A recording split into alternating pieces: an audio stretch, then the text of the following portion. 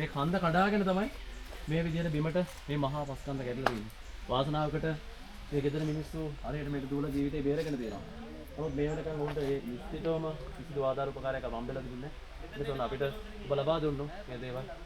මේ වගේ හරිම තැනට ගෙනල්ලා අපි දෙනවා. අද දවසේදී විශාල කන්දක් කඩන් ඇවිල්ලා තියෙන අපිට පේනවා. උඩ පැත්තේ ඉඳලා මේක දැක්කට පස්සේ බය වෙන කොහොමද මේ? ඒක කඩාගෙන තමයි පහළට ඇවිල්ලා තියෙන්නේ. ඔයාලට ඕන දේවල් මෙයාලට ඕනද උඩරිම දේවල් ඉදිරියන්නද? යා එන්න. ඔයාලට ඕන උඩරිම දේවල් ටික අපි දෙන්න. මනුස්සයෙක්ට අර නැති වෙන්න දේවල් තියෙනවා. ඒ විදිහට වට කතා කරන්න බෑනේ. බෑ. ඒ ඇත්තට. හා? ඉච්චර කොටයිද මේකේ? පොතනේ පස් පිළිලා. ඊකේ ඔක්කොම ඔරොන් බිත්ති කඩාගෙන ඉන්නේ. විත්ති කඩාගෙන පස් පිළිලා තියෙනවා.